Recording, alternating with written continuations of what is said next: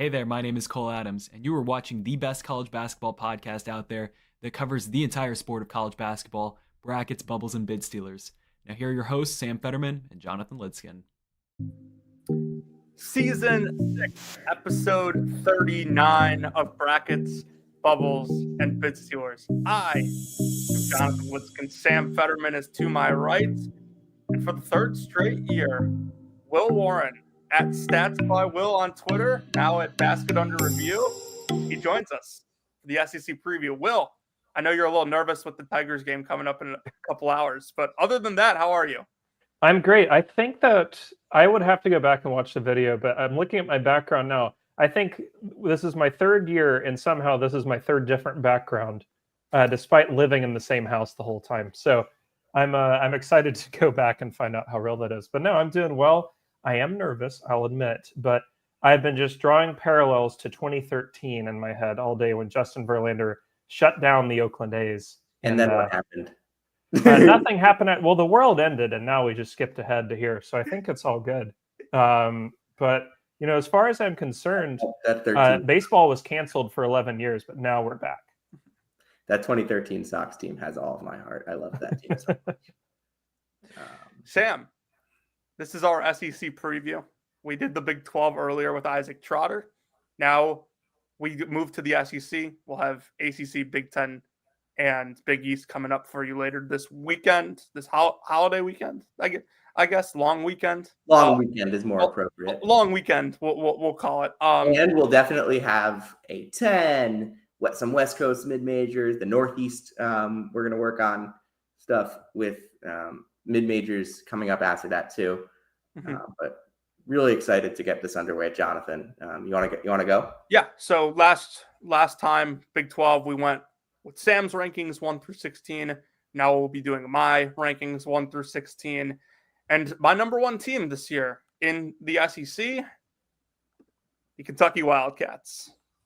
My number, I think, 3 team in the country to start the season. I know there's questions with Jaden Quaintance' health. When he comes back, I think it only elevates them. I love this team. Otege Owe comes back. The addition of Mohamed Diabate is a fantastic one. I think Jalen Lowe will be much more efficient playing in Mark Pope's system versus whatever the hell they were trying to do at Pitt with him. I think this team is deep. I think they're talented. I think they are well coached. I'm ready for the pushback because I know this is somewhat controversial.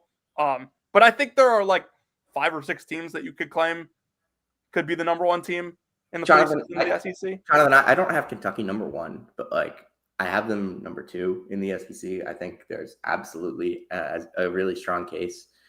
The thing I've been talking about all offseason with Kentucky is we haven't seen this Mark Pope offense with a heavy ball screen point guard in a while, since Barcelo, really. And I think that's going to give him even more ways to attack defenses. I think that was kind of one of the things that Kentucky struggled with last year. Not a lot of self-creation offensively. They have that this year. Lowe is going to be a huge help there. Was one of the top frequency ball screen guards. Pitt basically spammed ball screens. I don't think you need to run a ball screen every possession, but I think that they have enough ball handlers too. But Aberdeen can handle a little on the perimeter. Owe can handle a little bit. I think you can run some actions where you can kind of get Low the ball coming up for a ball screen from the wing, or get Owe in a screening action. I think we're going to see more of that ball screen offense for Kentucky this year, with the off-ball action as well that Pope was so heralded for over the past couple of years. I think that's huge. Once they get Quaintance back, the defense is going to resolve a lot. I think adding Diabate to the defense as well is huge. You listen to what Alabama people say about losing him and how important that is. I think that speaks volumes to what he is. I don't, and obviously there's Owe, who's going to be All-American level, maybe. Will be in the conversation for SEC Player of the Year. Coming back, getting him back was huge, and I think Kentucky's in line for a step up. Yeah, I'm really excited for this team. This is the rare UK team of the past several years where I think I like the defense more than the offense almost. And a big key of that is Diabate for me. Tremendous ad. One of my breakout player picks this year. I don't know about the offensive side for him. It's going to be kind of touch and go there. But defensively, our Basket Under Review boys said it best. He is one of the very few players in America who has a real claim to defending 1 through 5 and won't really slip up with any of those. That's a piece UK didn't have last year. They had some decent defenders, more so on the wing, if anywhere, but not a ton in the way of true rim protection, not a ton in the way of aggressive perimeter defense. Owe could help a little bit with that, but I think it's just going to make a big difference for him and for this whole team to have a guy like Diabate who can take off, some of the added pressure on him defensively. The rare issue I have with a Pope and UK team is I'm not really sold on the shooting, which is why I have them third personally, but still like 10th in a national ranking. I mean, like you said, there's several teams you could pick for number one without breaking too much of a sweat. But Owe, good shooter, not amazing from 3. Diabate, low volume, but entering Cam Williams could function in a Brea type role this year. We'll see. I would just like to see Lowe be more efficient. I know that he can score in bunches and he can, take a lot of shots, but I'd like to see him hit him at a better clip. I know that a lot of people are really excited about Trent Noah in this role, and perhaps in year 2 for UK, he plays more and becomes a bigger part of that for this team. But it's a strange team to me where, like I said, I think defensively the upside's a bit more. Offensively, I do think that they're going to be just fine, though, because they have Mark freaking Pope as their head coach. There's only so many ways you can go wrong when you have that guy calling sets for you. Yeah, I understand that this is probably my riskiest pick of like any of my top, 8 teams or so of where I rank them. I think the consensus, or at least like among a lot of people, is that Florida is the number 1 team in the SEC to start the season at least, and they won the national title. They have important pieces coming back. I get it, totally.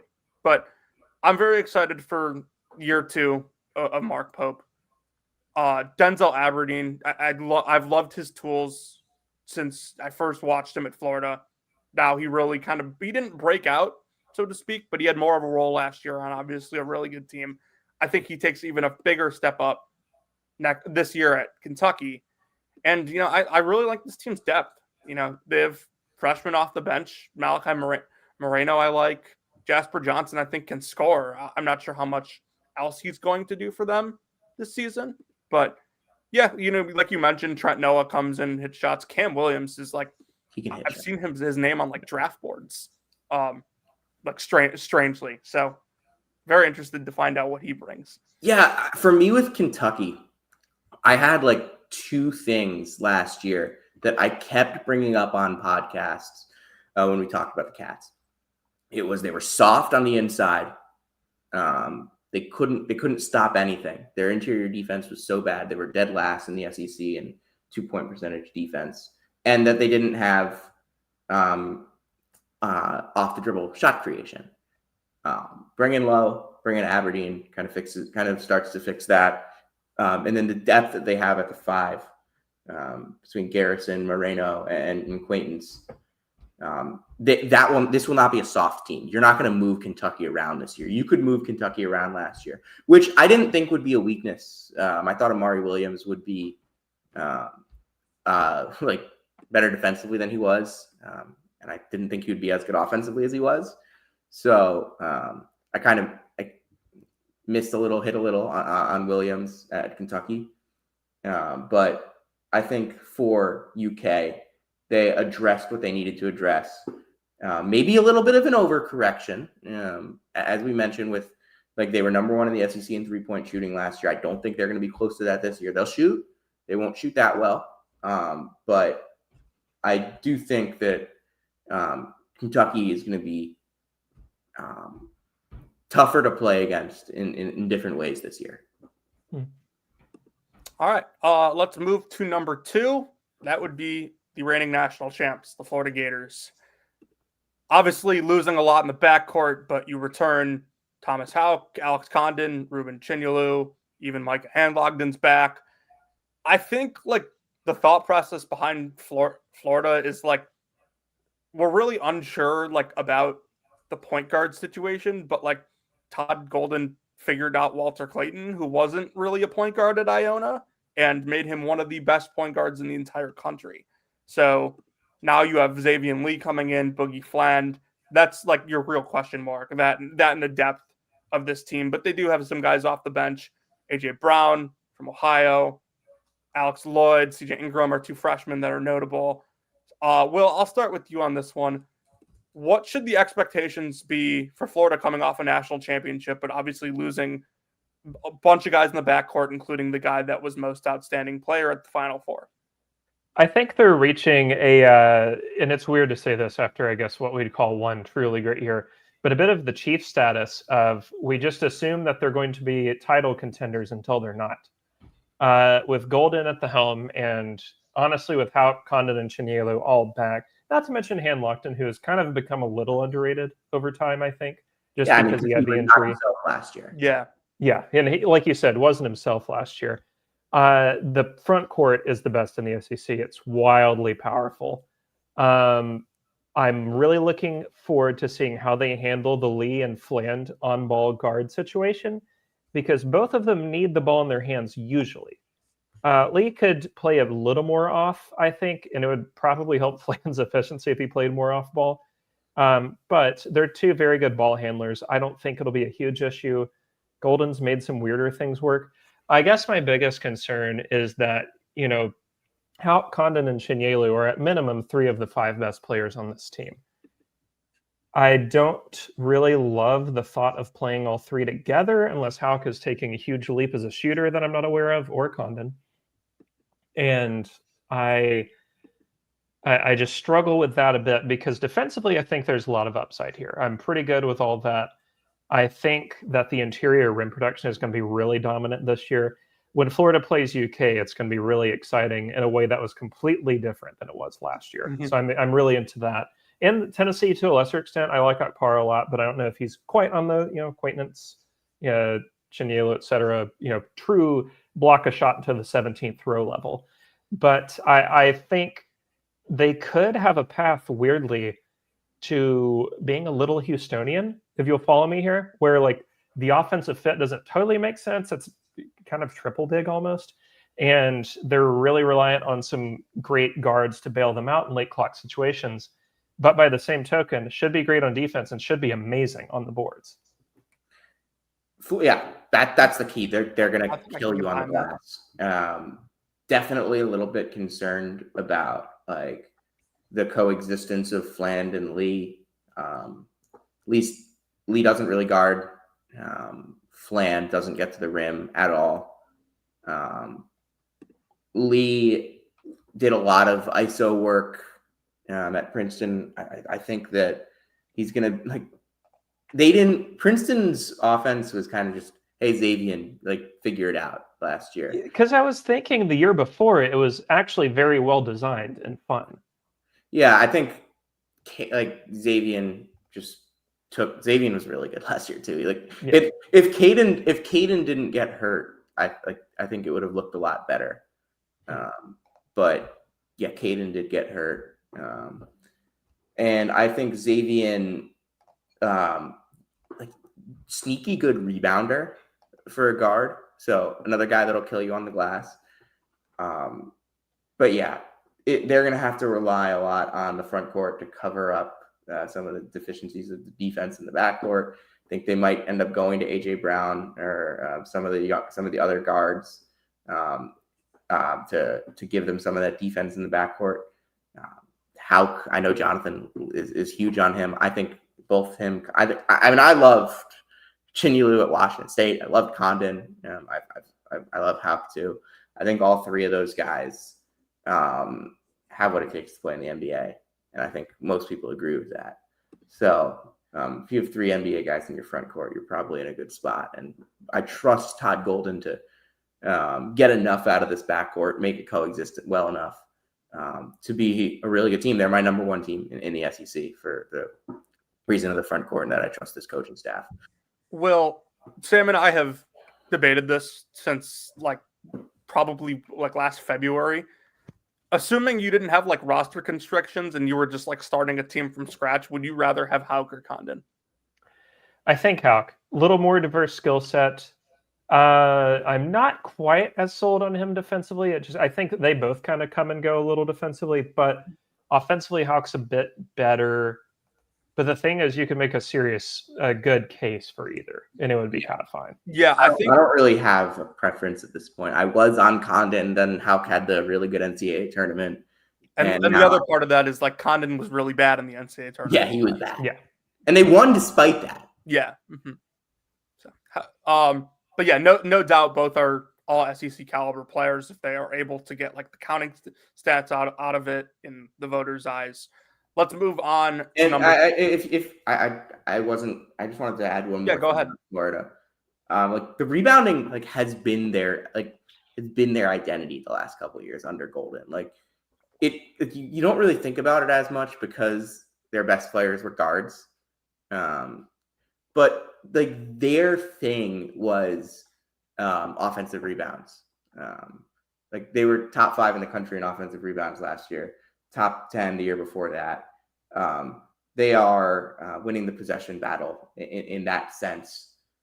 So I think that now that's just going to become the talking point for this team instead of just being there. We didn't really talk about it as much as we maybe should have the last couple of years. All right. Number 3, Alabama. Sam, I have always said to you that Nate Oates maximizes his talent when he has this true dominant rim protector. Brandon Miller team obviously had multiple of those. 2 years ago, they really didn't, and that's why I think they kind of took a dip a little bit. By the way, the bad Alabama team, even though they ended up making the Final Four, it's crazy how the variance works with that team. And then last year, obviously, they add Cliff, and all problems solved. This year, I think you're relying a lot on Aiden Sherrell to be that true rim protector, even though you added Noah Williamson as well. But regardless of that, LeBaron Filon's one of the best guards in the country, elite two-way player. Aiden Holloway is a really good shooter, really good offensive player. I think them getting Latrell Wrightsell back is actually bigger than people probably realize because he's just a hyper-efficient perimeter floor spacer for them, which is, it's what Alabama is. And then adding Taylor Boboen from Florida State gives you a little more athleticism as well. We didn't really get into the bench guys there, and Jaleel Bethia is out for. Is he out for the year or is he out for just an extended period of time? I'm not sure. I don't think it's the year. I think it's just indefinitely is what I read. But anyways, I don't think he's a super important player for this team. I don't think it matters a huge ton. Sam, I'll start with you on this one. Give me your thoughts on Crimson Tide. I think Filon will be one of the best guards in the sport. I think everyone agrees with that. The fact that they were able to get him back, when they did and how they did, changed everything. Was just so impressed with his poise and his ability to just take over a game for a 5-minute stretch from day one for Alabama. And I think, and he doesn't just do it scoring, he does it on both ends. That'll really help them out defensively. I definitely am a little concerned about rim protection for this team. Doesn't seem like Noah Williamson is going to play as much as maybe you would hope if they were to it just doesn't. I don't know how he fits. They might need Sherrell a lot. They definitely need Bol Bowen to be a great rim protector, and I think that's something that he can do. But I also think they prioritized some size, with getting, because they know they're going to have a smaller backcourt. They prioritize the size of getting Bol Bowen, of getting Keaton Bristow in there. I think that was another guy that they brought in that we haven't mentioned that is going to be important in some senses. I love London Jemison. I think he's a great transition player. He's a good fit as a guy that will just find his way into the lane, and this backcourt's going to shoot the crap out of the ball. Yeah, I think Shooting this year, I'm not concerned about. You bring back Wrightsell, you bring back Holloway. Bull Bowen, very good shooter for a 4. I'm excited to see what they can do to unlock him. But I agree, the rim protection is very lacking. I guess Bull Bowen can kind of get some of that done. I'm not really convinced by the Williamson transfer. I think he could be a useful bench piece, but not much more. Which leads me to think that this is going to be in the lineage of the last couple of Alabama teams where they're going to have to outscore you by shooting the lights out. Totally plausible on most nights, of course. But that being said, while I don't like the rim protection, and I do honestly worry a little about the rebounding for once, I don't really feel great about the rebounding options on either end of the court. With that in mind, though, I do think the perimeter defense actually could be pretty nasty. Phylon kind of got underrated a bit as a perimeter defender last year. Did very well for a freshman in that system. The guards are asked to do a lot in that, so I thought he handled it very well. Holloway, I think year 2 in the Alabama system, already proved himself offensively, and now's the time to take a step up on the defensive end. It's a strange team where I think, as usual, they're going to get a lot of really good 2s. They're going to make a lot of 3s. And I actually think for once they should get quite a few steals. If they can dig up anything in the way of a solid rim protector, we're not asking for all SEC, we're just asking for like reliable and fine, then I think that this could be, yet again, like a 2 seed. Yeah, I'm excited for this group. I like Nate Oates' team's always fun to watch. I think the freshmen here are exciting. Hannah, obviously, we saw his brother a ton at Bradley in the Missouri Valley. And then London Jemison's a guy that Sam and I have both been on for quite a bit now, out of Knapsack up in New England. So, yeah, I think, it's hard to say that any of these teams in the country that were at the top last year are going to be as good as they were last year. And the same goes for Bama. But I still think that this can be quite a formidable group that Nate Oates has here that can compete nationally for a national championship, I should say. So let's move then to number 4. Will, it's your Tennessee Volunteers. So I'll go on record here, and you can obviously push back on this as much as you want. I'm not a huge fan of this Tennessee roster. It seems like on paper one of the worst Barnes has had since the Fulkerson team, where they were clearly going to miss the tournament in 2020. I think that was before it got shut down. But I also want to acknowledge that there's only so far you can drop a Rick Barnes team because their defensive floor is just so high. And, we'll get into the individuals here. Immense, Gillespie, Akpara, we obviously we like. But I still think that despite, maybe not being as eye-popping on paper, this is probably still a top 5 defense, and the offense maybe figures itself out. I would agree with that assessment. I have them a little higher, kind of flipping them and UK back and forth for second, just because I think defensively, as usual, it's going to be quite stout. You have an extremely good perimeter of attack defender or point of attack defender in Gillespie. Akpara cleans up a lot at the rim. And I will say, based on conversations with some people on the staff, Ament has really shown out as a defender in practice. They've really liked what they've seen there. I've been told the only thing that doesn't quite connect yet is transition defense, which is kind of odd, but I think that's workable. You can get around that. I like 4 of the 5 starters quite a bit. I think, obviously, Gillespie, Ament, Akpara, and I think Cade Phillips gets really underrated. He took a huge leap last year. Kind of giving Tennessee Tobe Awaka production at 60% of the price, I would say. But I think the real question here is the same one everybody has, which is who's starting at the 2. You could say Amari Abram, which is fine. I think Abram is a good shooter, not off the dribble, but stationary. I think that he is okay defensively, and I definitely think that he's a good athlete. But as, again, described to me by a member of the staff, player who does a lot of things well, but nothing great, which is a really good way to either find yourself on the bench at year's end or on the bench at the end of pretty much every big game if you don't have some sort of plus skill in the SEC. I worry about that because the other options are Bishop Boswell, who was whatever in limited action last year.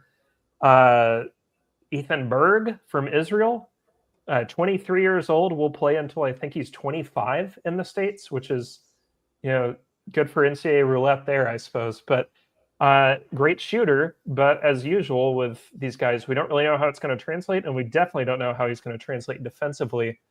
They also could really use any of Phillips, JP Estrella, Jalen Carey, etc., to develop a jumper. I don't think it has to be some sort of amazing 40% jumper, but just a shot that defenses respect and pay attention to is what you're asking for. Because if Tennessee doesn't have that, they are effectively running out two bigs the entire year, no matter what, without any real changeup.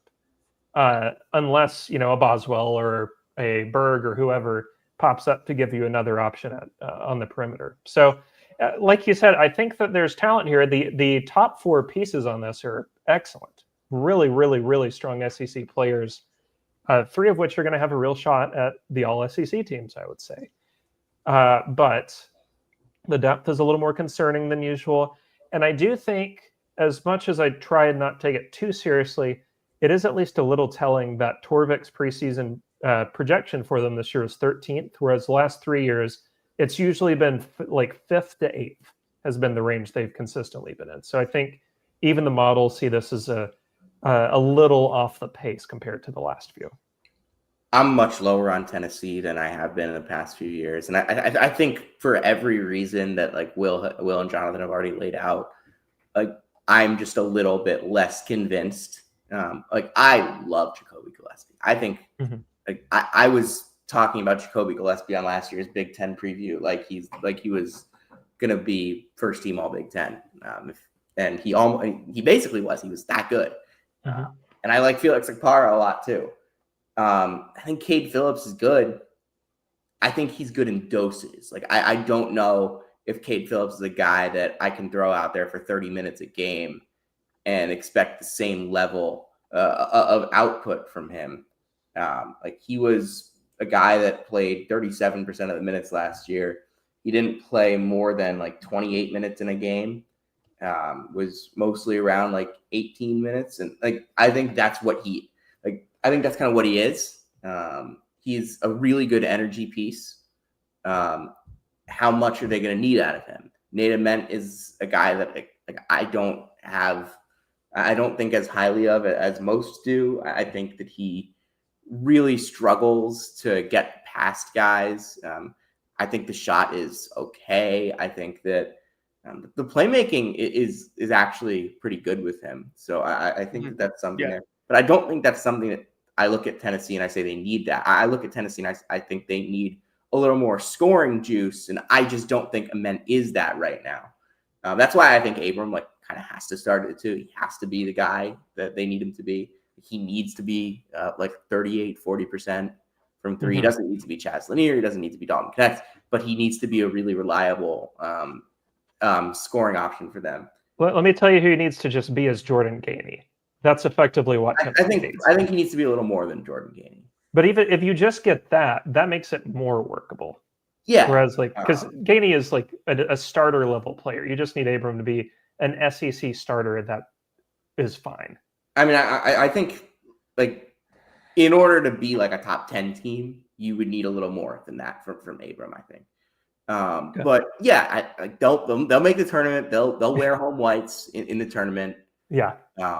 I don't know how much further than that I can go with Tennessee. Like, I think they'll win some games. They will have moments where they look like where they're just smothering you defensively because that's what Rick Barnes teams do. They will have moments where they cannot buy a basket at all because that is what we've seen Rick Barnes teams do in the past. I just don't think this team is as good as some of the other teams that Barnes has had. I have them just outside of my top 25 at number 26, which again feels low. But I think with the way this roster worked out, I think it's fair. And I just don't know like where the scoring is coming from if Ament isn't as good as if Ment is kind of what I think he is, and if they don't get Abram to hit his 85th or higher percentile outcome, they're going to need a lot of scoring from Gillespie and Akpara. And Akpara is not really a scorer. He's more of a play finisher. More of a lops guy. Yeah. Well, like Gillespie might have to average 18 a game, 19 a game. And I just like, he can. He might. He could. Like, I just don't not the likeliest thing. I don't think that gives you as high a ceiling though as if some of the other guys were to step up, and I'm just not sure. We'll see though. We'll see. Will, do we know how many pounds Nate Ment has put on so far? Not yet. I'll ask. I would wager probably 10 to 15. Okay. I will say that they measure. I mean, they measure everybody for height, weight, whatever. He came in 2 inches above expectation at 6'11", which is intriguing. Okay. Mm-hmm. So perhaps still growing, but I don't know. I don't think that'll mean much at this level. Probably more for the next.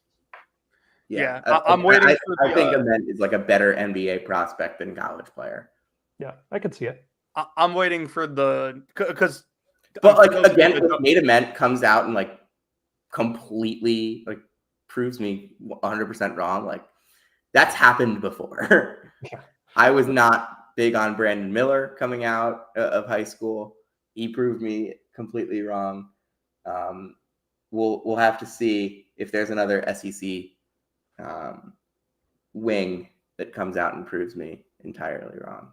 For those of you that don't know, Tennessee has like the best strength training program in like the entire country by far. Like these guys come out like completely different body types. I don't know about that. Houston that's true. Jojo Tugler ran a 540 mile. If true, is one of the more insane things I've ever read. That's true. But I'm just waiting for the tweet that Nate Ment's put on 15 pounds of muscle. All weight added is good, of course. Mm-hmm. Yeah. All right, let's go to number 5. That's Auburn. A little concerned about this team, obviously, with Bruce Pearl's retirement. I did move them down in my national rankings. I don't think it really affected their SEC placement. But a bunch of these teams, once you start to get here, are fairly close together. So roster-wise, I think this is a good one. Getting Pettiford back, he'll obviously be one of the better guards in the league. You bring in Kevin Overton from Texas Tech, Keyshawn Hall from UCF, Elijah Freeman. Sam, what school did Elijah Freeman come from? Lincoln Memorial. Yeah, I knew it was a D2. I just couldn't Shout remember. out Josh Schertz. Yeah. Mm-hmm. And then and they fired their coach last year. Like after being like really doing good. Very well, by the way. Like, did we ever figure out like what happened there? It just seems like it's a classic AD didn't like him for whatever reason situation, so pulled the trigger. It was not performance related. I know that much. Because they had Wes Ennis too, who's at South Florida now. Mm-hmm. So American Conference Player of the Year, Wes Ennis. Couldn't have been that bad. Anyway, they also add Philip Jovic, international kid. The other Bashir, Sam, who we talked a lot about his brother on our Big 12 preview. And then Keyshawn Murphy from Mississippi State, as well as a couple freshmen. So, Sam, I'll start with you. I think we have to obviously discuss the Bruce Pearl, Stephen Pearl situation to begin this. So I'll let you take the wheel here. We did the emergency pod with Brandy just a couple of weeks ago. And to be completely honest, like I don't think like in year one we're going to see like a huge difference. Bruce is still going to be hanging around the program a lot. They still have the same assistants. I think the question is going to come like long term, how this affects them. Will they end up losing assistants? Will they be able to? And we have no idea what Stephen's in-game coaching is going to look like. But the idea is going to be the same. Like they're not going to like stray away from. And Bruce was still coaching in SEMO offseason, technically. Coaching in quotes. He was the coach for SEMO offseason. I think that I don't think that I did move them down a little bit, that was more just a little bit of the unknown. I don't really have much more to say about the Bruce Pearl situation. I want to talk about this team. I think with Pettiford coming back, obviously that's huge. Yeah, I don't know. Like, I don't think he's as good at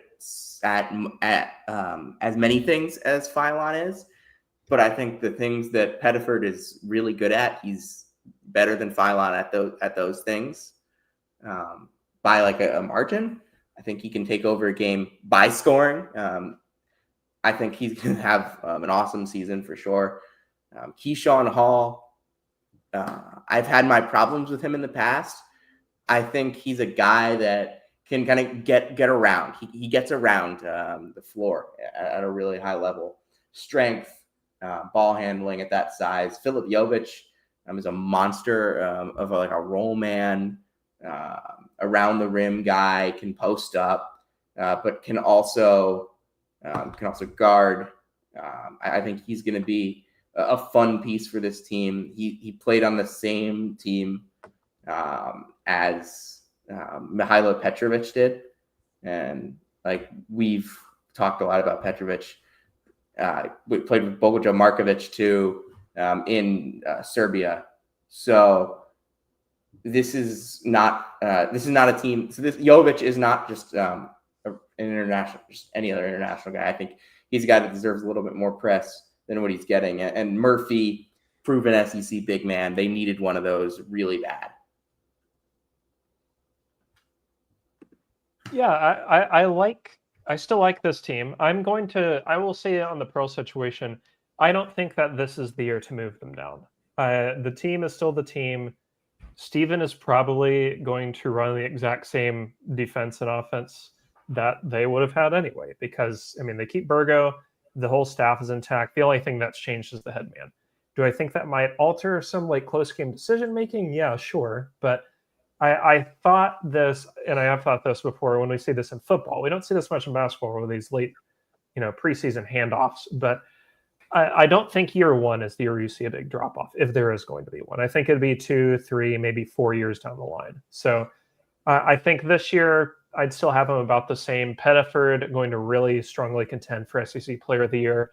And truly on this team, I actually really like every member of the starting five. Even Keyshawn Hall, who, like you said, we've had our problems with, that even on his best days, I do think that in this system as a combo forward, he works.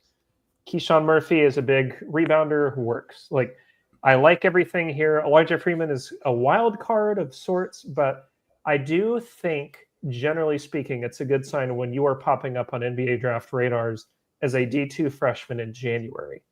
So I think this is just one where evaluators maybe missed and he slipped through the cracks, but thanks to the transfers, he's now in his rightful spot. My Auburn worry is less that or coaching and more that after Jovic on the bench and perhaps Bashir, just because of the shooting prowess, I don't really see much that I like.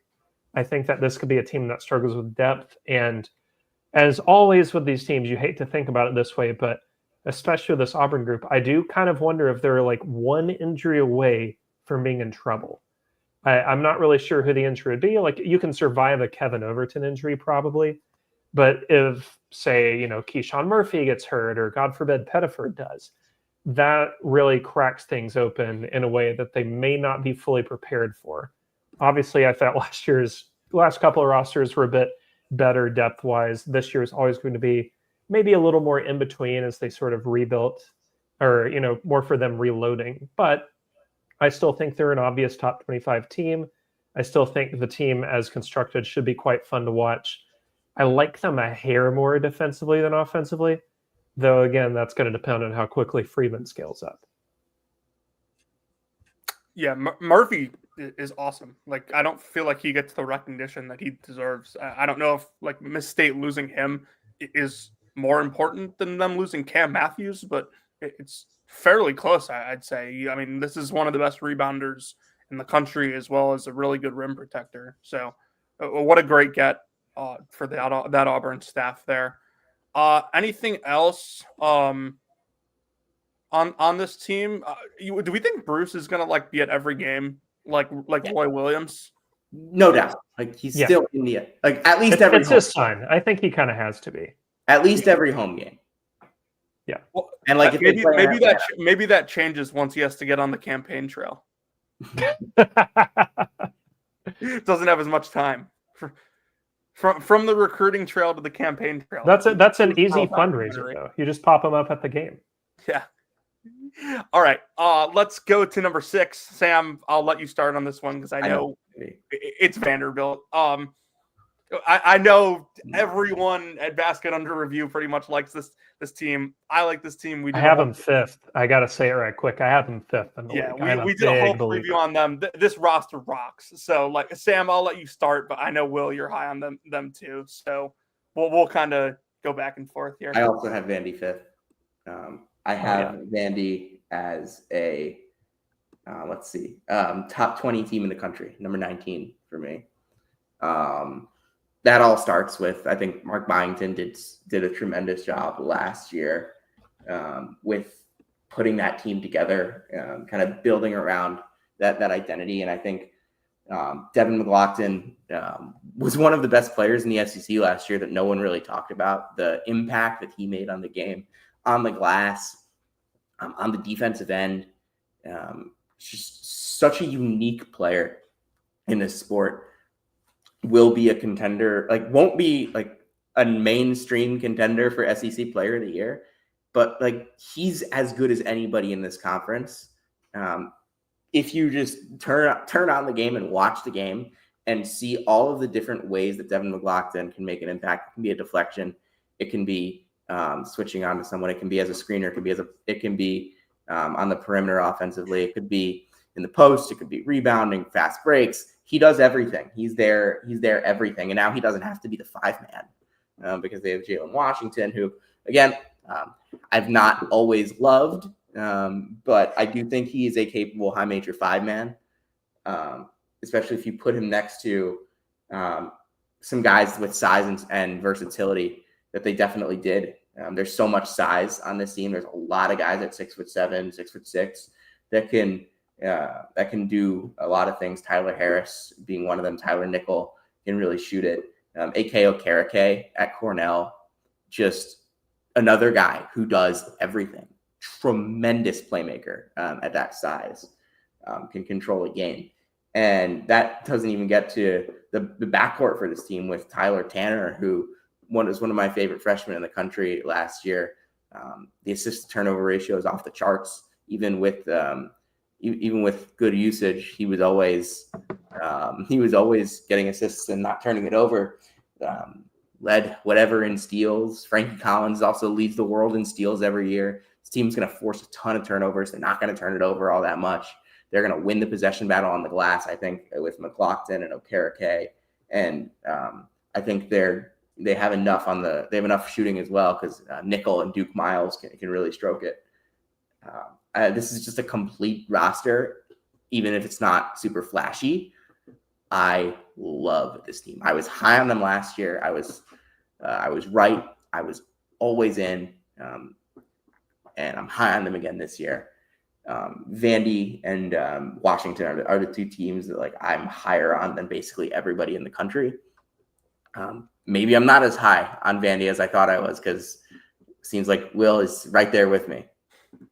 I love the build of this team. I think, for better or for worse for Vanderbilt, I am not totally sure Mark Byington's going to be there for very long. And for once, this is for a good reason. It's because he's just that much of a star. I love that, not at every spot, but at a lot of spots, they kind of ran back their ads from last year, just in different, names, obviously. Okereke is sort of the man-on ad.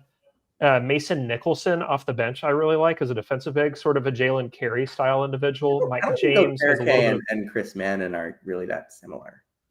There's something to, they're both versatile forwards. They're not the exact same, but they. I think Mannon was AK is more post though, more post, high post type, but can obviously perimeter as well. But more big and strong, I think, in that sense.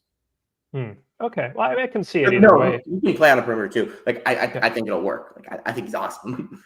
But Yeah. I just don't think him and Mannon, like, I watched them both at Cornell. Like, they're not the same guy. Okay.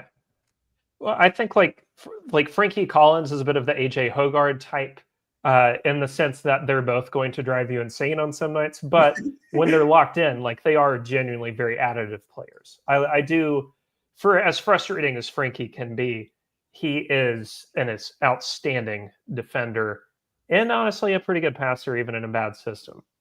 So I like this team a lot. I think the spacing works offensively very well. I can't wait for another year of McLaughlin somehow going unnoticed by the national media. Jalen Washington, I'm If I betting count the national media, he will not go unnoticed. I think I just when you have these guys, especially with Byington loves playing guys like 26 minutes a night. I think that's going to lead to him being undernoticed. But like I'm betting on a Jalen Washington comeback here. I think that this is a better system for him to fit in. Like he was asked to clean up a lot of crap at UNC last year in the back end. The Vandy system doesn't really do the same thing necessarily. I'm expecting also another year of them. I don't know where they'd place, but I'm picturing that, especially with schedule strength, but I'm picturing them being among the national leaders in 2-point percentage. This offensive system just produces really good shots all over the place. So I'm really in on them. I think the ball movement's going to be great. They could stand to generate one more plus shooter on the perimeter because it is kind of just like the Duke Miles and Nickel show, unless Tyler Harris plays a lot more. But even so, these are nitpicks. Like this is a Vandy team that was left in the recycle bin 2 years ago, and we're now talking about them seriously as not only a top 25 team, but dare I say it, dark horse Final Four. Ooh. Yeah, I'm in.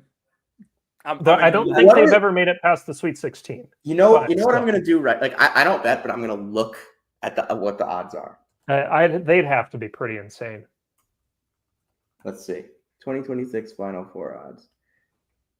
I don't see any Final Four. I just see national championship. Well, while you're looking, I don't think betting odds right here. You find them? Hold on, I'm looking for it. Show more. Show more. Show more. Show more. Show more. Show more. USC. You have them. Do you miss them at this point? They are plus 10,000 for the title. So they're in the category of like a they are like a not Villanova listed on here. And there's Mississippi State, Mizzou, and A&M are at plus 15,000, and those teams have shorter odds than Vanderbilt. Who'd you say those other three were? Mississippi State, Mizzou, and Texas A&M. Oh, I'd bet some pretty good money that Vandy ends up being better than Texas A&M. The other two, I bet some pretty good money that Vandy's going to be better. The other two you could convince me on, but I don't know what the I don't know if they make like Sweet 16 odds at this point. They definitely don't if Vandy's not on the Final Four odds. But like I would take like a Vandy to Sweet 16 bet right now. Like at like the value would probably be really good. Final Four is a little rich, but Sweet 16 I feel like would be such good value. Okay, so they did make the Elite Eight, but when it was like a 16-team tournament, so we're not going to count that. So they won one game. They've made the Sweet 16 4 times. That year? Who did they beat that year? Oh, that's a great question. Oh, DePaul in the Sweet 16, 1965. If Vandy played DePaul in the Sweet 16, I think Twitter would lose their minds. That would be like I don't even have any words to describe it.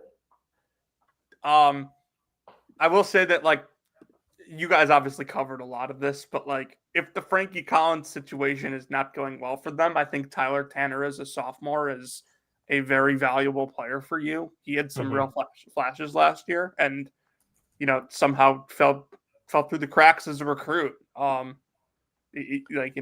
to Tanner. I also just like shout out Candace Story Lee, the AD at Vandy. They were wanting to run her out of town on a rail like 2 years ago too. Clark Lee. How long has she been there? Since 2020. Clark Lee, not that long. Shay Ralph, Mark Byington. Pretty stout threesome there. The fact, like what has happened to Vandy football, what has happened to Vandy women's basketball and what has happened to Vandy men's basketball. Somebody needs to hire her. Yeah. Or Vandy can just keep her forever, and that would be great for Vandy. So, all right. She is a Vandy grad. Triple Let's- alumna of the university, master's in counseling and a doctorate in higher education administration. Maybe she's just a lifer there. Let's go to 7. I don't really want to talk about this team, but they're talented. We know that. I'll start. Will, I want to start with you here because, like, Arkansas, I think, has like some of the same problems that they did last year. Like, they won 2 games in the NCAA tournament, and it convinced Calipari to maybe not fix a damn thing. Yeah, I think that they, for one, as always with Arkansas, I will note, just check back in January, check back in February, later in the year, because whatever you see in like November or mid-December is not going to be what you see 2 months later. I think defensively they're going to be awesome again. I really like the defensive upside of this team, but like 3-point shooting wise, I'm not really seeing. I guess they're really relying on Acuff coming in and like shooting the lights out every night, which could happen. And Malik Thomas too, I think. Yeah, they may have to play both of them quite a bit, but that would hurt the defensive aspect that they'd be able to own. I kind of wonder, like you mentioned, were they basically just St. John's going 2 for 32 on jumpers away from actually making some real structural fixes? It's John Calipari, so I'm going to go no. Yeah, probably not. But hey, he got his first win over a single-digit seed in the NCAA tournament since 2019, so you got to give him that. And you know what I just heard? I've just heard that he just called timeout. Yeah, he was saving it for a big moment. I think that there's just like a lot of aspects they're going to struggle with on the offensive end. Like, I mean, Malik Ewan's very talented, obviously. I think that they should be able to, own the rebounding advantage in some games, but you're asking him to do a lot. And again, last year, there were just periods of time where Trayvon Brazile was probably their least bad option at the 5. Because it was the only thing that seemed to make the offense work. And I don't really think they need to do that often. So I don't know. It's another intriguing team where, yet again, they're one injury away from having some serious depth problems. And 2, Bill Simmons' voice here, because should they have kept Big Z? Like, should they have kept him around? Like, because, opinion or not on him, he is a good rim protector for his size, and it is unique having a 7'2" guy. For his size, he's a good rim protector. I would just say, in general, he's a good rim protector. Well, yeah, but like some of it is he's just big, but the thing is he's really freaking big. He is kind of just big. He might be the most just big player in college basketball. Oh, there's at least in high major. I think there are better candidates for that. At least in high major ball. Okay, yeah. Gabe Dines could give him a route or a shot for it this year for just big. Gabe Dines isn't going to be part of that rotation for more than like 7 minutes a game. I don't know, man. Jim and I think that Musselman loves playing 14 players the whole year for some reason. So I love that front court though. I really do. I guess he'll play sub, but either way, it just feels like they're like a Musselman conversation. I could turn anything into it. I feel like they're one guy away from being a team I really like. And I'm not really sure where I would put that guy. Like, I like Carter Knox fine. I like DJ Wagner a lot as a returner. I love Brazile as a role guy. But I don't feel like there's a star on here unless people are like, I guess like a lot of people really like Acuff, and I can see it. Mm-hmm. But there's a freshman curve there, and as point guard, that can be troublesome. I don't know, man. This is a team that I think I'm going to end up liking something about beyond the defense in general, but I can't pinpoint what. I love Darius Acuff. I think that's like the difference between me and kind of you guys on Arkansas. Like, I'm bought in on Acuff. He's a top 5, top 6 recruit for me in this class.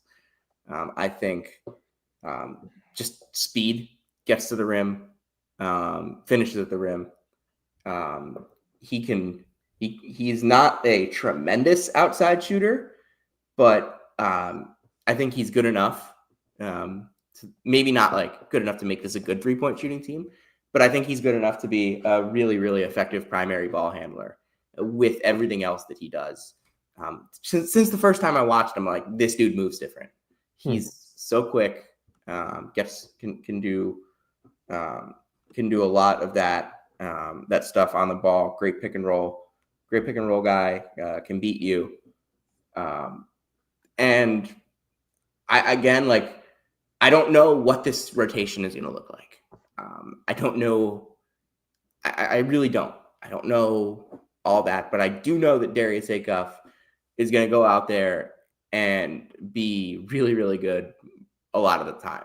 And I think that's what makes them a top 20-ish team for me. And the talent on this roster is legit.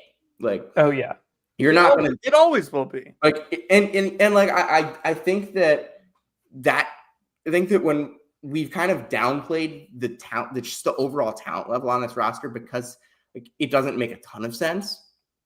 This roster, like Knox, Richmond, Thomas, Brazil, Ewan, like this roster is stacked with dudes, and I do think that Acuff will kind of tie it together. They won't do well. I'll say that. Do we think there's a possibility with these guys that like we could look up in mid-January and be like, oh, like these guys could miss the tournament, like we did last year? Possible, of course. And then 2 months later, you'd be like, oh, Arkansas is an 8 seed, and now everybody's picking them to the Sweet 16. Mm-hmm. I also think we could look up in mid-January and they're a 3 seed. Oh yeah, like, but I struggle with the idea of them putting together a complete start to finish season. Yeah, I get that. I mean, Sam, we've said it for 4 years now. Like, they get out coached in games now. Like, it happened at Kentucky in his final couple years there. It happened last year. Like, I don't think John Calipari's quite as good of an in-game coach as he once was. I think that's like saying I don't think Miguel Cabrera is quite as good of a hitter as he once was. Miguel Cabrera has been retired for what, 2 years? All right, let's move to number 8. That's going to be Mizzou, the school I attended. Couple key returners here.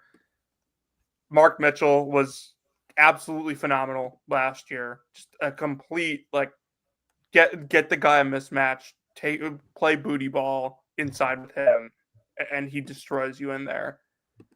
Anthony Robinson's the name here. Yeah, there's, myself included, there's a lot of people that think he's going to be drafted, maybe in the first round next year. Sam, we discussed it many times this year. Got to figure out a way to keep him on the floor, not a foul trouble. And if you do, his per minute numbers were great. Outside of those two, maybe look at Trent Pierce to take a jump. Sebastian Mack improves your perimeter defense quite a bit, coming from UCLA. Depth-wise, like, you're looking at Jacob Cruz. T.O. Barrett played a little last year. Maybe you get the second-year jump from Anor Boateng. I really did not like adding Javon Porter. Sean Phillips, I guess, is, like, fine in a 20-minute-a-game role. So, I think this team regresses a little bit. If not, still a solid team, though, in my opinion. The difference, we know Dennis, loves to play, a ton of guys. Yeah. You said Muss wants to play 14 guys. If Muss wants to play 14 guys, Dennis Gates wants to play 70 guys. They had a game. I don't, if that's going to happen this year, you need a big step forward from Boateng. You need the bench. They had a game. Sorry for interrupting you. Musselman and Gates had a game at Mizzou in Dennis's first year a couple years ago, where the first half legit took an hour and a half because everyone was in foul trouble, and I was calling the game, and I'm like, oh, I remember this game. These guys probably love it because they can play their entire roster. But yeah, they need the bench to really step up. And that's Barrett, that's Boateng. That's getting something out of the freshman in some way. Cruz, They won't get anything out of the freshman. but Dennis is going to try to. I'm telling you, they won't. Like I know. Rowe's not ready. I don't think Randall's ready either. I'm just saying he's going to try to. I'm sure he will. And like, I do think that maybe having Robinson on the floor more makes it so they don't need to get quite as much out of the bench. Maybe they don't need to go quite as deep. But that's still a question of, can Robinson stay on the floor? It's not a given that he's going to go out there and play 30 minutes a game, because we've never seen that. Mitchell is a stud. He needed a change of scenery. He needed a place where he would be able to play to his strengths, and he found that. Sebastian Mack, I like that ad. In essence, it kind of just gives you another experienced high major guard. That those guys were expensive this offseason. And I think Mack is a good player. He had a lot of good moments at UCLA. That guard rotation became really strange because they had so many of them. And I think this is kind of a better spot for him. Again, like, the thing about bigs is, like, bigs got so expensive in the portal that a lot of teams maybe ended up with a big level or two worse than they would have hoped.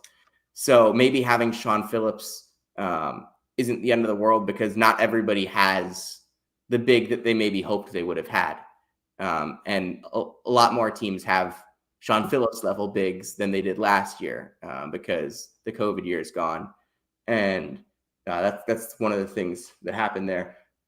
Again, did not like the Javon Porter ad. The Jaden Stone ad is a little confusing. We know both those guys love to score, love to shoot the basketball. Porter will give them some size off the bench. I don't know.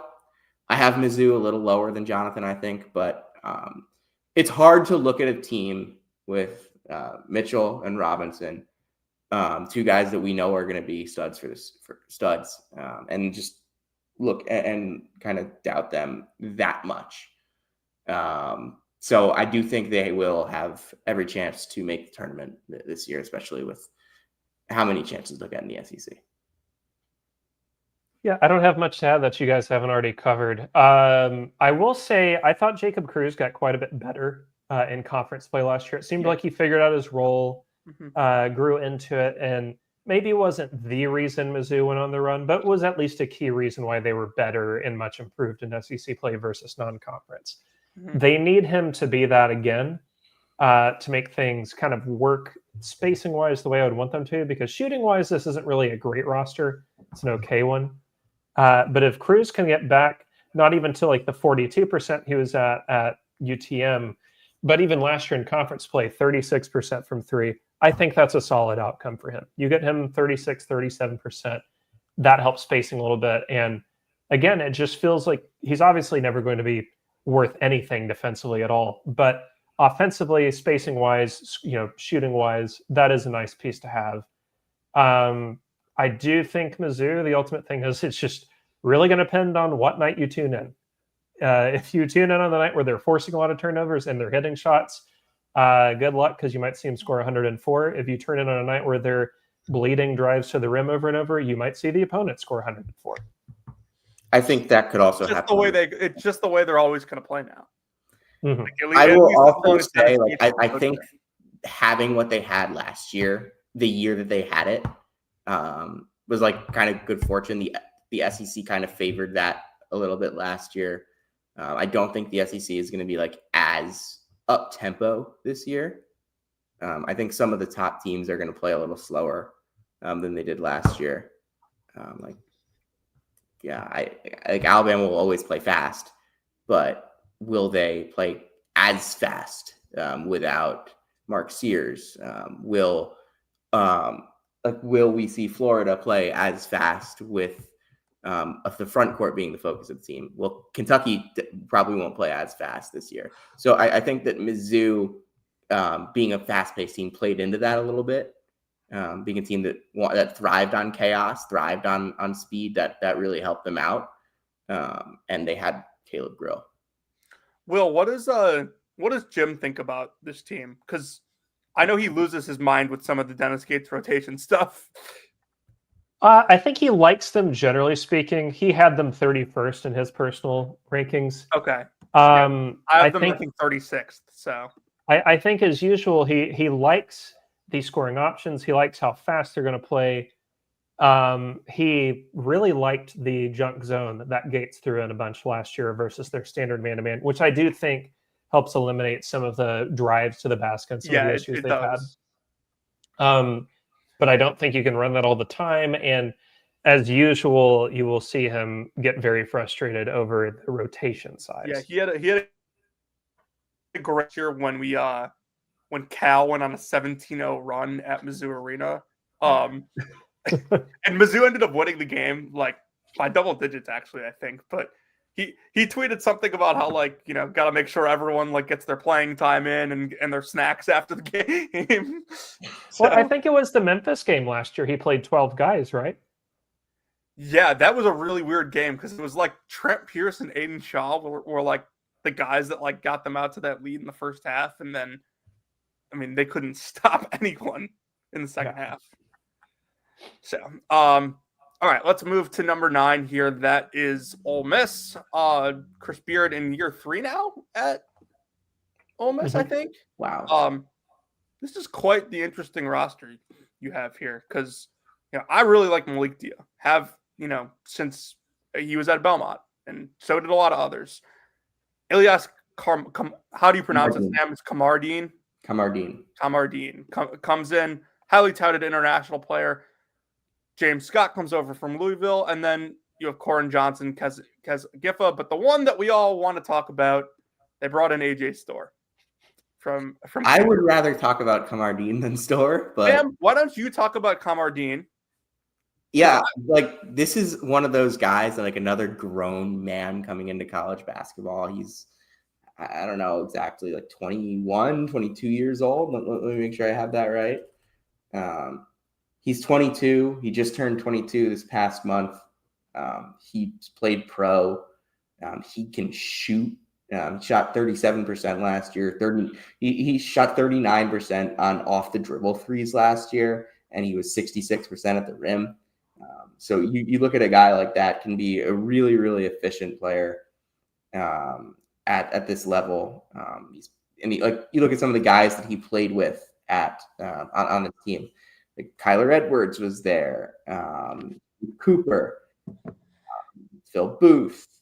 So like high level college basketball players that he's been playing with for a couple of years now. He can really shoot. He can handle the ball. Can take a little bit of pressure off of Corin Johnson and Travis Perry, because the point guard situation is a little bit of a concern. I would say I don't look at the point guard room for Mississippi and like let out a resounding yes. I think Kamardine helps that a ton. I think he's going to be an adult in the room, and AJ Storr kind of needs an adult in the room sometimes, even though he's been around the block now.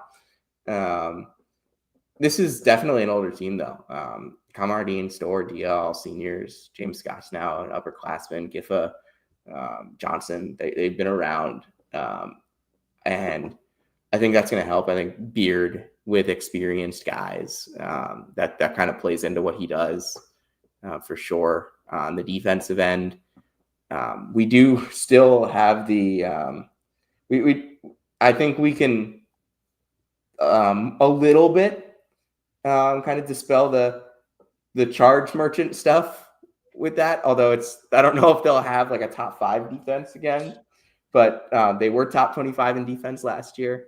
So the charge merchant is no longer something you can really throw at him. I think they're going to be really good defensively. I think they're going to be able to score.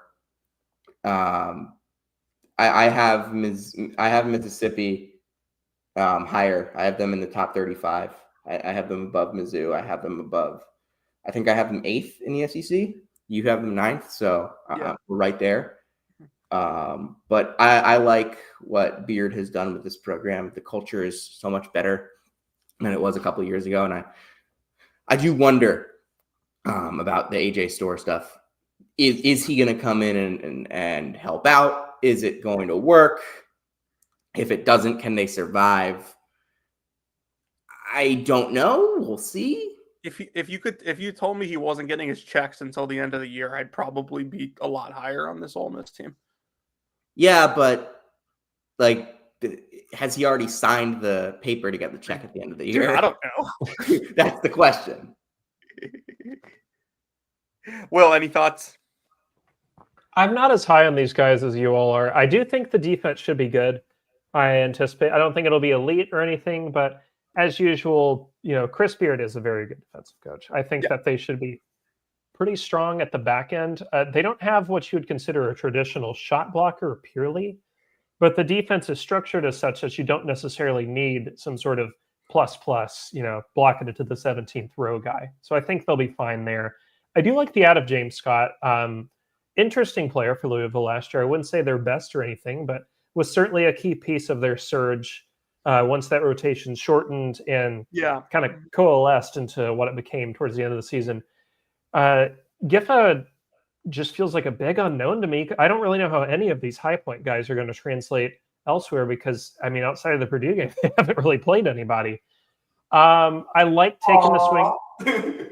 Yeah, I like taking the swing on Travis Perry. I think that's a good upside shot. Why not? There's no downside there. And Camardine, I think, is going to be good straight away. I'm not really worried about him. I think he's going to be fine. No issue there.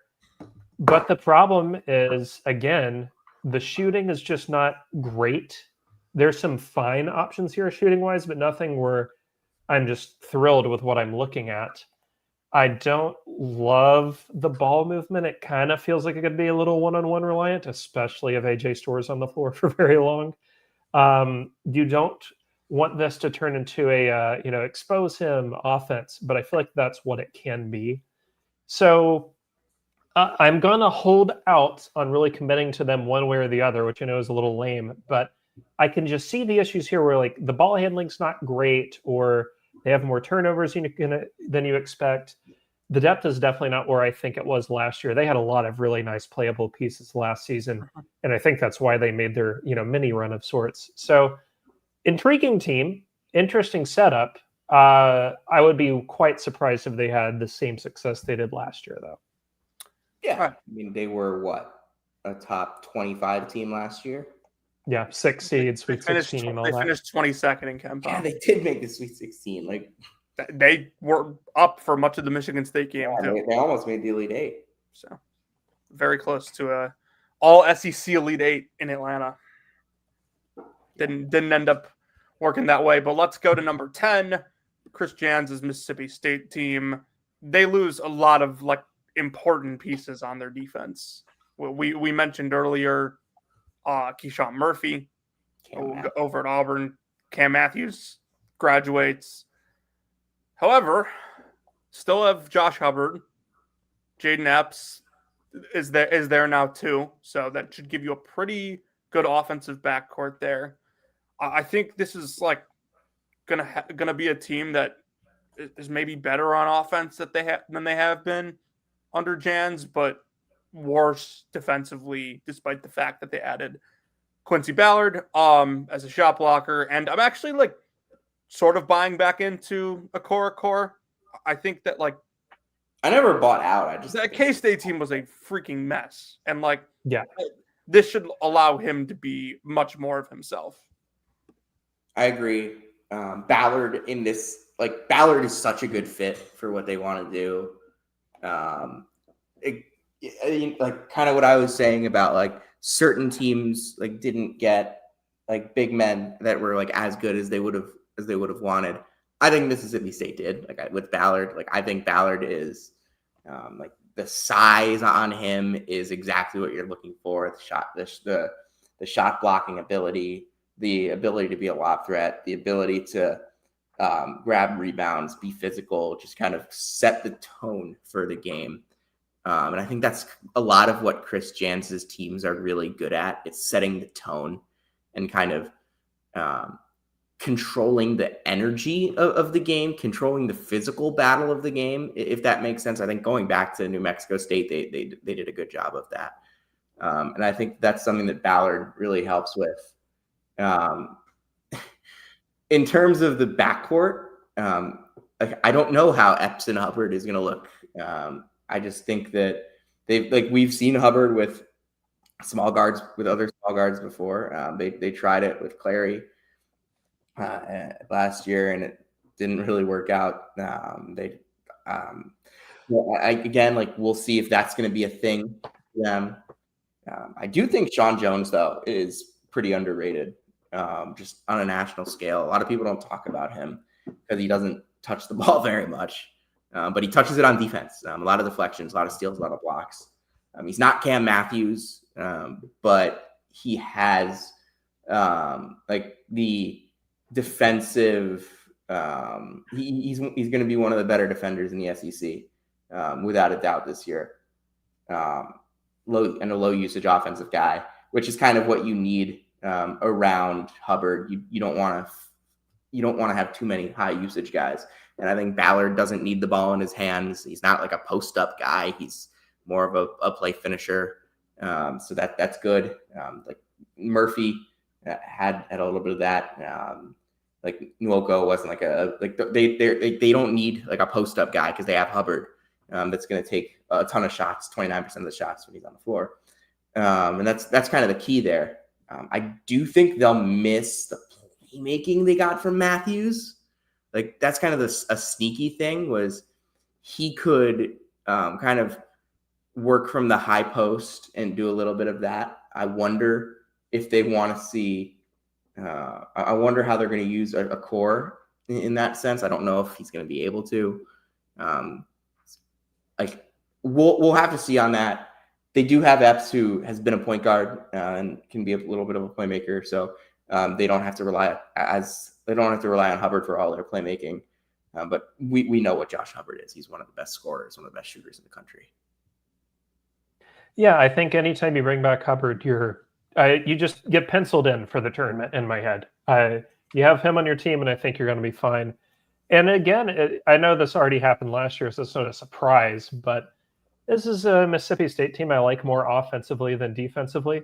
I would be really interested to see if they are what they are in my head, which is a team with like a really high block percentage, but a surprisingly kind of meh 2-point percentage allowed, where they get a lot of highlight plays, but teams are just able to beat Ballard going for blocks or, whatever, and are still able to score down low with fair regularity. Jones is super important to me for this team because he needs to shoot a little better. I think defensively he is amazing.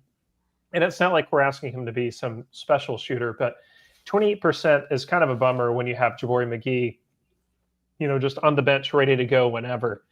I would like to see him get into that 30 to 35 range. Nothing amazing, but just, make them respect you a little more. Because if that's the case, he can play more, which allows McGee to be more of a microwave guy, or Brandon Walker if they go that route. So I think that there's about, 8 guys here I do like quite a bit at an SEC level. And as usual with Jans, I just assume that it's going to go well in some aspect. It might not go well the exact way I think it will, but he'll get a lot out of them. And I won't be shocked at all if we look up in a few months and they're wearing home uniforms in the round of 64. Yeah, all right, let's go to number 11 here. Oklahoma made the NCAA tournament last year. Hey, 1-0. They're going to the Final Four. Yeah, they won their secret scrimmage yesterday against. And as we all know, secret scrimmages are the ultimate predictor of how well a team does that season. Yeah, it's crazy how Indiana went to the Elite Eight last year and Tennessee didn't. And Jaden Epps won National Player of the Year after dropping 46. That was 2 years ago, right? Yeah. And he's still living off of it. And that was a very memorable. He's going to tell his kids about that game. Yeah, I think the notable point here with Oklahoma is once again the backcourt. You lose Jeremiah Fears, but you also add Xavier Brown from St. Joe's and Nigel Pack who obviously has a ton of experience, has scored on a team that went to the Final Four. Porter Moser, is this going to be like the Porter Moser that is just going to like stay afloat and like keep himself from getting fired, like the Brad Brownell of the SEC? Is that what we're looking at? I've kind of been talked a little bit more into Oklahoma than I wanted to be early in the offseason. By myself. Okay. Like I didn't like I looked like at the beginning of this offseason, I did not want to have this as like a top 50 team, but I do. The backcourt will score a ton. Xavier Brown is electric. He's not Jeremiah Fears, but he is electric. Darion Reed had his moments, I think, last year, and I think that's a good option for what Oklahoma is going to do. Kind of get some athleticism on the wing. Tay Davis can do that as well. Moser has not had like they make the tournament last year, obviously, but like Moser has kind of had a lot of solid level teams. Like he hasn't had a bad team. Even the team that was 5-13 in the SEC in the Big 12 in 23 was 54th in KenPom. So like they haven't been bad in his time. So I think that what they are is what they are. You can't really you can't really say that they're not going to be like at least solid. I just don't know if I don't know if it's a tournament team. That's my question. This is just like always under Porter, like the epitome of like what a bubble team is. Like they toe the line so well with it. Will? Yeah, I mean, I'm kind of in the same boat I am usually with them. Like you said, bubble team, I think they're going to be on Eamon Brennan's bubble watch the whole year, but in a totally different way than they usually are. The backcourt rocks. I love Brown and Pack together. I think they can both handle ball screens, both can shoot off the dribble, especially Pack. The offensive shooting upside here really is quite strong. They could both shoot 40% from deep. This team as a whole could shoot really well from deep. I think, especially for Moser, his better teams historically have been those that they've got multiple guys on the perimeter, can nail some threes. But they just need something from this front court to work. Like, is it Wagyu or Wag? I've never remembered correctly for Big Mo. Mo Wag, I think, right? It's Mo Big Wag. Mo works. Big Mo. I like Big Mo. Big Mo. The entire front court for me is just one big problematic, like red flag staring at me because I like Wag is present at the rim. He's there for class. He can rebound. Is he? Do these guys go to class? It's online. They go online now. They don't have to suffer in the trenches like I did. He showed up, but he's playing games on his computer the entire time. Yeah, he's on. I can't speak. I used to play cool math games. There was a quick story time, then I'll get back on topic. There was a journalism class I was in where I found like a ported over NES version of NBA Jam, and I just sat in the back and played it for a whole semester. So cool. And I still got a B, which is embarrassing. But anyway, rebounding and defensive physicality in general for this team, I'm really worried about. I think there's good in this, in that I think I'm going to watch a lot of Oklahoma basketball this year because they're going to be a storyline for bubble purposes, and they should score a lot. But I think they could get shredded by some specific SEC matchups here. I'd have to think on who they would be. That would be really problematic for them. But like, front court is not good. I really, truly wish, because he won't do this, but they need it. This team, because they're not going to be good at rebounding and because I don't think they can get normal stops, I wish they were more aggressive on the perimeter and forcing more turnovers to make up for the shot volume gap. But that's not really the Porter Moser equation, which worries me that much more. Yeah, I got nothing else to add to that, Sam. I'm good. All right, let's move on to the other side of the Red River rivalry, Texas. I have like no idea what to make of this team. I kind of just threw them in at 12, and they're like a borderline top 50 team. Like, this roster just doesn't make a whole ton of sense to me. Like, I don't think like they don't have shooting.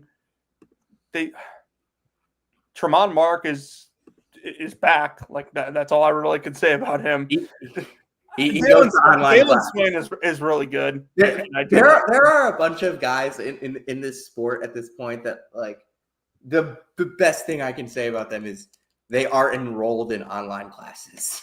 Like, well, you just Mark might be on that list. Well, you just talked about how like fun of a pairing Xavier Brown and Nigel Pack is going to be to watch. Like on the other end of the spectrum is like I just don't need to watch Tremont Mark play any more basketball. Like I've had enough of Tremont Mark for my life. He's getting in the range of like some NFL quarterbacks where it's just like you've made up your mind. I don't want to see these guys anymore. I want you to like, whether it's LinkedIn or EuroLeague, like go do your thing elsewhere. Get out of what I'm watching. Yeah. Like my quick thoughts on them are like for every positioning group, guard, wing, and bigs, there is a real strength and a real weakness. And I'm not sure you can say that about every team in this league where like Pope fits what Sean Miller generally looks for from a point guard, but I'm not convinced he's like that good. I don't really like Simeon Wilcher. Tremont Mark, I'm good. Dalen Swain is a great connector, but he doesn't really create shots. Neither does Heidi. Vokatitis makes a lot of sense, but there's no floor stretching from the bigs. I don't know. This is There's team not much shooting on this team in general. Shooting on this team in general is concerned. Now Pope, I do think can shoot them out of holes from time to time, but not he'll consistently. also shoot them into holes. He could shoot them into holes. It's weird to be like, I wish they had Arthur Kaluma on this team, but I kind of wish they had Arthur Kaluma on this team. I've had enough of Arthur Kaluma. I think it would help. I could also think of like 100 other players that would help before we get to Arthur Kaluma. Well, yes, but like just thinking of guys who were on the team at some point. Yeah, Kaluma was actually there. And shooting could be a concern. I like Sean Miller a lot and think highly of him as a coach. But if this team, let's say 35th, finishes above 35th nationally, it'd be a hell of a coaching job. Yeah. And even then, like that might be on the more extreme end of outcomes. I have them 12th. I think they could finish worse than 12th. Like, yeah, it's. So I think I had them 12th too, and it's kind of a punt, but I don't really know what else to do with them. Yeah, I have them 13th. I thought I had them lower than 13th, but apparently I have them 13th. I just don't like this roster. I love Dalen Swain. It's a shame that I'm going to have to watch Dalen Swain play with this group because it's just not like it's. I don't know like what this team's going to be good at. Mm-hmm. That's kind of the thing that I see. Like for most teams, I can point to something that I say, all right, you'll control the glass. You'll have defense. You'll shoot. You will do this, that. What's this Texas team's calling card? Free throw defense. I think if they give Traore time at center, which I'm not fully sold on, they could be quite good at defensive rebounding. But that's about it. Yeah. They also got to like make sure he's healthy, right? Yeah. He was out the entire year last year. Okay, let's move on to number 13, Buckyball, Texas A&M. Will, I know you have a lot of thoughts on this team. I've listened to you talk about them on the pod with Jim, and you make some very compelling points, so I'll let you go. I'm intrigued by Bucky. I won't lie. I think it's exciting to see some sort of system like this in the SEC. I'm aware that, Oates and crew play fast. Kentucky's very exciting, but there is no like real corollary to this. This is it's almost like bringing late 80s, early 90s basketball back to high majordom. So I'm excited about that. I wish that I liked the actual roster and the fit more. Pop Isaacs can be truly anything on any given night, and I never really know what to expect. Jakari Lane, I like a lot as a player, but I worry about him handling it physically, the demands of the system. I think center and just big wise in general, I'm not much into. I kind of think like they needed a better or more small and mobile center that would work for them.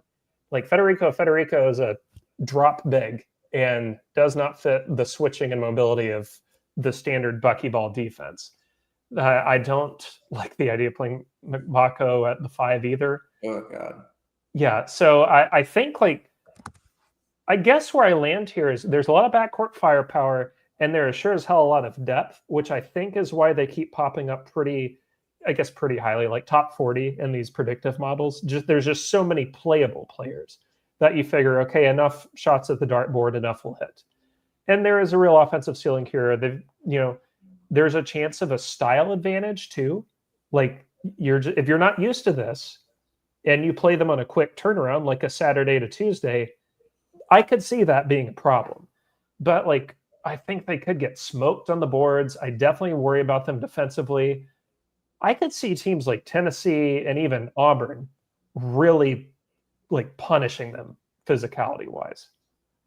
I could see that. I think I'm a little more in on the roster. Federico's not a great fit, but I do think he's a solid player. I think this is probably a little better for Mbako. I think pretty much anything is better than what Indiana was working with. I think that's going to be a really interesting fit. I think they've got some shooting, a lot of shooting. Griffin can really shoot it. Isaac sometimes can really shoot it. Lane can shoot. This team is so deep, as you mentioned, that that's one of the most important things in the buckyball system. I was concerned on like whether they'd be able to get 9, 10 playable guys to make this thing work, because they've always had that at Samford. It's been a deep team. They have that. They have enough guys. Is the ceiling for this team like a top 20? No. But I do think that they have enough guys to the point where they'll win some SEC games. I have them a little bit higher than Jonathan does. I trust Bucky to maybe not be like unbelievably stubborn. I think he's definitely going to be stubborn, but I don't think he's going to be I think he's smart enough to recognize that sometimes he can't do everything that he wants to do in the SEC. It might take him a bit to realize that, but I do think he will. He's got a loyal staff. He's got a big staff, so he's got a lot of voices in that room that are going to be. And he's always had a big staff going back to Samford, so he's going to have a lot of voices in that room that are going to get a lot of voices in the room on the player side, a lot of voices in the room on the coaching side. I think they'll be able to figure something out that'll make them work, whether it's full on what they've been doing the last couple of years, the last however many years, or if they have to modify it a little bit. I think they'll find a way to make it work a little bit. Two things from me, one positive, one negative. I'll start with the negative so we can end on a positive note. It does feel like there are a lot of mouths to feed here, like a lot of high usage guys that like could want shots.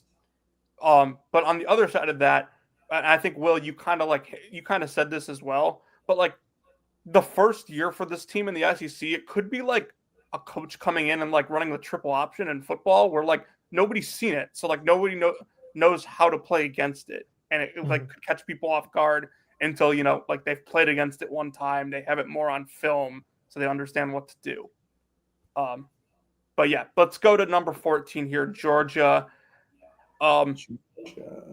Like last year kind of felt like the peak for Mike White. Like they got to the NCAA tournament. The defense was good. I don't doubt that like the defense can still be good again, but like, correct me if I'm wrong, like a lot of their transfer ads just played on like awful teams or like, Kenan Ketching's like weird situation at Purdue and now he leaves BYU. Like, man, I don't like Kenan Ketching one bit. And like, the only reason I have them 14 and not grouped with these bottom two is because like I think their defense could be pretty good. Will, you want to go? Yeah, the defense. I think the back end with Cyril at the 5, I like a lot. I will also cop to being like I'm in-ish on Jordan Ross. I do like him enough as a starting point guard. I don't think he's going to be amazing or anything, but it's workable. I also have to say I really like Marcus Millender off of the bench as a microwave scorer. I don't want him starting for this team. Maybe he will have to. I don't know, but I would think he's awesome in a role where he's playing like 18 minutes a night, and they're just like, go get as many buckets as you can with your Problem with 4 Jeremiah minutes. Wilkinson is that too. That's the thing. And Jeremiah Wilkinson is kind of the same deal, though you can at least make the argument of like he's a little taller and a year younger, so maybe there's more breakout room. But Melender's just a better shooter. So I like having that around. But yeah, that being said, I think like the guards are the strength-ish, but there's not a lineup I can create on this team. And God knows, since I wrote their preview for Basket Under Review, I tried. I could not generate a lineup that I like shooting or spacing wise. And I also can't really generate one that's like, do you guys like the rebounding upside of this team? Because I'm not sure I do. I don't think that they're going to be very good on the boards. Maybe not in the catchings lineups, no. No, Yeah. I think of Cyril more as like a rim protector than like an elite rebounder. And like, like I don't really think that like these guards rebound either. So, like, like I think I do. There's a world where like I do like Abson, but like again, like if Cyril is like, where are the minutes coming for Abson? I think there's a chance if he's ready to play right away that the best rebounder on this team ends up being Kareem Stagg, because like I don't know if like how much you've watched of him, but like he's like a football player playing basketball. They might have to do that just to survive against some of these more physical SEC sides. Yeah. All right. Should we move to the bottom two? Can we just skip them? Okay. So real quick, I have like some notes on them. Real but quick, yeah, I do want to discuss them a little. Sam, like it's important for us to discuss these. One, because you know it's an SEC preview and they're SEC teams. No, yeah, like, obviously. Maybe more importantly, Sam, you and I put American currency on these teams this year. So we have a bet. I told you that I thought South Carolina would be better than LSU, and so we put $10 on who would finish higher in Ken Pom. Okay. So we need to discuss this. Forgot about that. Pitch your LSU case, Sam. Why are they better than South Carolina? To be completely honest, like this roster is just I just think the roster is a little bit better. It's not good. There's a lot of guys that I don't think should be SEC players that are like in certain skill sets that are combined with other guys that I don't think have. Because this team will not play very good defense. I don't think Max McKinnon is a good fit at this level. Rashad King is probably a level too high. DJ Thomas is a great point guard, but probably not. The type of guy that you want in the SEC for as much money as he's making. You could probably get better guys. Nwoko, like that is a guy that has proven himself to be a capable player in this league. Jalen Reed as well, a little bit. But I just think overall, there are more guys on this team that I do look at and say, all right, there's maybe something there than with South Carolina, where I just hate that entire roster, basically. Matt McMahon this offseason, it felt like he was like a kid like at a candy store that would that thinks it's like really cool to like mix like all these candies together and like they just like don't taste good together at all. Like he's mixing Skittles and Snickers and Kit Kats with Jolly Ranchers or whatever. I don't think this roster makes a whole ton of sense. I think that they got a lot of new money and didn't know how to spend it. And I think this could be, this probably will be the last year of Matt McMahon at LSU. I wrote an article when the SEC a couple years back hired the 6 coaches in one cycle. And, in the article, I kind of said, like, 2 of these guys will probably be great. 2 of these guys will probably stick around, and 2 of these guys probably won't work out. And Matt McMahon, I think, was one of the guys that I said wouldn't work out. And I think Lamont Paris was the other. So, yeah, I think we kind of know what's coming here. And I do think these 2 programs are interesting to talk about in the sense of the hire that they'll end up making. Because obviously these are 2 football schools. And honestly, in LSU's case, you could make the argument that both women's basketball and baseball are ahead of men's hoops. Yeah. If I were to pick one of these two to be better than the other, I think I would actually go South Carolina, because the LSU system and fit just sucks, and there's not like a really nice way to put it. This is like, you know how there's those transfer accounts where it's just like they tweet out the points per game and nothing else, and it just drives me up. That's LSU. That's LSU. They're like transfer portal TPG or whatever it is, the team. Okay, great that you got Deaton Thomas and Max McKinnon and Rashad King and Markel Sutton, and you brought back Jalen Reed. There's one basketball. Figure out how they split it up, because I sure can't. I think that the inevitable outcome of multiple of these guys, if not most of them, if not all of them, being really pissed off at their usage and like how they get the ball, how they fit, all of that, it's a lot higher than it is working out. I also think this is a really bad perimeter defense, like easily the worst in the SEC for my money. Deaton Thomas isn't a ball stopper. McKinnon sure isn't. I guess Rashad King is the best of the perimeter defenders, and I'm not sure that's like a great selling point for anybody involved. That it's just like, this is the rare roster where the more I look at it, I do get bummed out, because I wish that, I guess like maybe taking one or two of these guys would have been nice. But like Markel Sutton, I'm happy he got his payday. That's cool. Like, it's great to go from like to cash in on your great year at Omaha, but it's a guarantee that he's not going to get close to the same numbers, because the system doesn't work for guys like him. And like the same goes for Rashad King or Thomas or McKinnon. Like, great that you got the paycheck and the payday, but this is a perfect example of, like, in some aspects anyway, talent accumulation versus talent optimization. This is all on the accumulation side. I liked your example, but it reminds me more of when I was like 10 and playing Madden. And I just like, it was like best player available in the draft. I ended up drafting 6 wide receivers because they kept being the best. And then I was like, oh, you can only play 5 at one time. That's not good.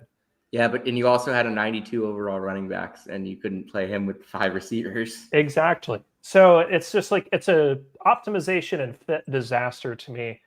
And I think that this is a case where they're going to maybe start out okay, like the first couple of weeks, maybe even the first month. And then as the season goes on, people are going to get angrier at, how they're being used.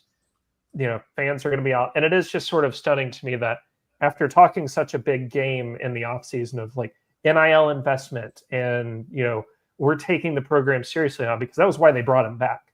They're like, we want to, I think they said triple or quadruple the NIL the basketball team got. It's the way of saying it is like, we want to give the coach a fair chance. Yeah, and like, I guess they did. So they're giving him the room to bury himself. Yeah, and lower the buyout a little bit in the process. But by the same token, you're just wasting a year. Like, this is a year that, fill in the blank coach. Like, you could sell, like, if they had hired Chris Gerlufsen, for example, I'm not saying they would, but I'm just picking a name out of thin air here. Like, you would at least be able to sell that. You'd be like, okay, year 1, we're going to try again. Year 4 of McMahon just doesn't excite anybody. And that's why I do prefer Carolina, is even though I think LSU has a significantly more talented roster, I do think Lamont is a better coach. I do think Michie Johnson, for better or for worse, Lamont has figured out, whereas no other coach has. Yeah. And defensively, I can envision the front court being all right. Yeah. Like Capitz and Essendoko. I do like Capitch a little bit. Like, that's a fine pairing. That works to me. I don't think they're going to score any points, but like, Paris has already had a team that couldn't score very well, and he got into a 6 seed. Yeah, so, but like, at least that team had like the identity of the phicality. And stuff. Yeah. I'm not saying they'll be close to that, but I just think like he purely is a better system. Honestly, like, this South Carolina thing for me, it comes on principle. Like, I'm done with Mongolian Mike. I am so beyond. We'll be waiting for him to break out in 2035. He has been failing upwards for 4 straight years. He went from Dayton to San Francisco to Utah to South Carolina. That's base. Like Dayton to San Francisco could be like a lateral, but that's 2 upward steps after being bad at every stop of his career. Like he owes Ryan Hammer like 50% of all NIL money he's ever made. And we love Ryan here. But yeah, I love Ryan, but Ryan has hyped up a bunch of guys without watching them fully. I think Mongolian Mike is one of them. I just, you can envision it so easily, them getting held to 42 by Florida or Tennessee. And then like, I can't say any good things about Krista Sandico. I don't think anyone can at this point. Like he's like fine on defense. I wouldn't say he's unbelievable. Person. He was out of the rotation for Providence by New Year's. Yeah. He does a lot of space taking up. Yeah. And I don't like Michi Johnson. Like I don't think he's that good. Like I've seen him work here. So yeah, that's the thing. I don't like Michi Johnson either, but Paris figured him out once. Mm-hmm. And I'm willing to like take the chance that he could be okay in this. I will say like Kobe Knox, I don't mind. That's not a bad. I've never had a problem with him. You know, low turnover guy who can shoot it decently, solid playmaker. I'm okay with that. They need like 4 more of those guys to be my problem. Really competitive. Like, not my problem. I have a lot of problems, but like LSU and South Carolina are just so much worse than the rest of this league. It's like that year when DePaul and Georgetown were like that far below everyone else in the Big East. I do have great news for you. They play twice. Oh God. January 6th. 2 games that I will the worst not thing never happened on that date. And January 31st. Second worst thing. I think I got to go to one of these then. Oh no, you cannot. That's not South Carolina is like a 4-hour drive for me. That's not. If you drive 4 hours to watch South Carolina versus LSU basketball, like men's basketball, it's January 31st. That would be you're witnessing. He'll be witnessing coaching changes in real time. Yeah, that's the Pro Bowl weekend. I'm going to miss that. The Malaysia Full Wiley revenge game. Let me see who. If the women are in town that weekend, I think that's a worthy trip. It would be very funny. All right. Oh my God. I think both of these teams are terrible. Yeah, dude. I want to make it clear that I have no like real like feeling. Oh yeah, these two teams are being good. Like they're awful. I just think they're going to be better. I had LSU in my top 100. I would like to revoke that. Did I also have LSU? I think I had everyone from the SEC in the top 100. My thing was like, there's no way that like they like the SEC is too good to like have that. But like, is it like as good as? Like, it's not close to as good as it was last year. It's like LSU could be terrible, but like one like outlier game could like get them into the top 100 because the SEC is that good. Oh yeah. Well, here's a follow-up. So if I gave you an over/under of 6.5 combined conference wins, knowing that they have to play each other, 2 times, yeah, where do you go? I'd go over. I think 6.5 for these 6.5 combined between the 2 schools. So that's 4.5 against everybody else. Yeah. I'd go over. I think going under. I don't know. Like they will steal like a couple off. Yeah, but like who besides Mike White is losing to these teams? Mike White could lose to both of these teams. We do this every year. We're like we pretend like there's this like huge gap in college basketball that doesn't exist. Like these teams are bad, but like they are good enough to like win a couple games against like Texas and like Texas A&M and Oklahoma. I have seen 0-18 Vanderbilt take Grant Williams, Tennessee to overtime and nearly win. Like it's that Vanderbilt team going 0-18 was absolutely insane. By the way, there were like 4 NBA players. Or South Carolina demolishing Arkansas last year. It can happen. Yeah, I'll go over. Fine. Sam, for the record, they combined for 5 last year. I forgot to mention that.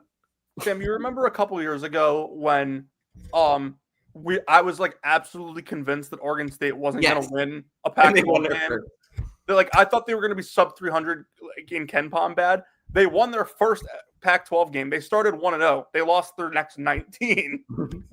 Hey, but the bet was 0.5. I know.